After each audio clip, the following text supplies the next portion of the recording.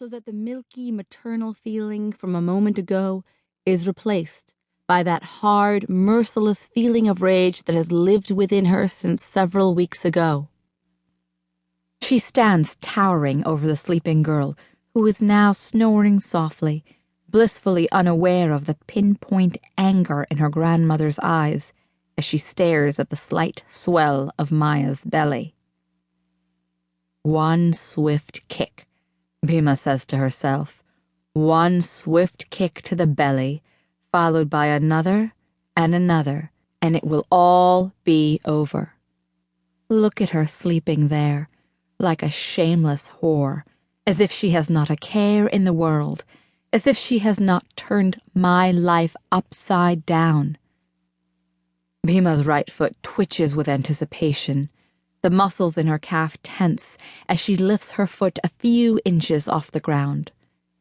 It would be so easy. And compared to what some other grandmother might do to Maya, a quick shove down an open well, a kerosene can and a match, a sail to a brothel, this would be so humane.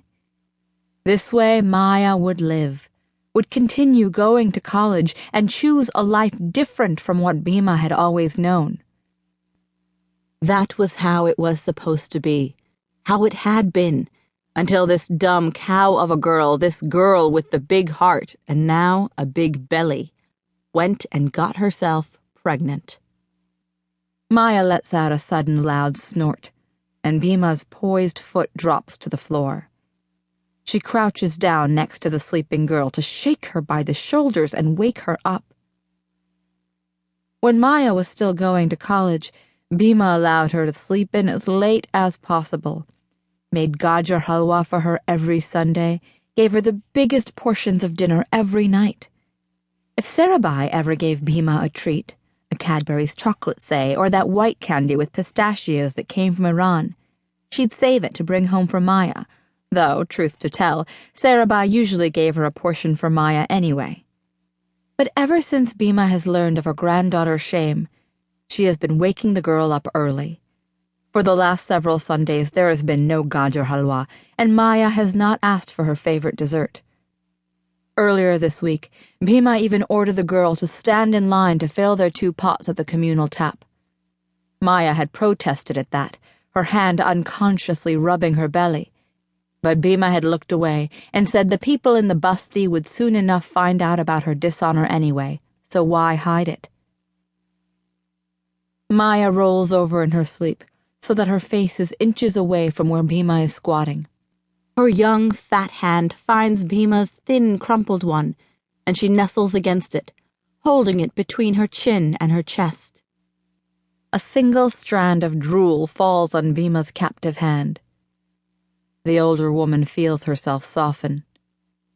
Maya has been like this from the time she was a baby, needy, affectionate, trusting. Despite all the sorrow she has experienced in her young life, Maya has not lost her softness and innocence. With her other free hand, Bhima strokes the girl's lush, silky hair, so different from her own scanty hair. The sound of a transistor radio playing faintly invades the room, and Bhima swears under her breath. Usually, by the time Jayaprakash turns his radio on, she is already in line at the water tap. That means she is late this morning. Serabai will be livid. This stupid, lazy girl has delayed her. Bhima pulls her hand brusquely away from Maya, not caring whether the movement wakes her up. But the girl sleeps on. Bhima jumps to her feet, and as she does, her left hip lets out a loud pop. She stands still for a moment, waiting for the wave of pain that follows the pop. But today is a good day. No pain. Bhima picks up the 2 copper pots and opens the front door. She bends so that she can exit from the low door and then shuts it behind her. She does not want the lewd young men who live in the slum to leer at her sleeping granddaughter as they pass by. One of them is probably the father of the baby. She shakes her head to clear the dark, snake-like thoughts that invade it.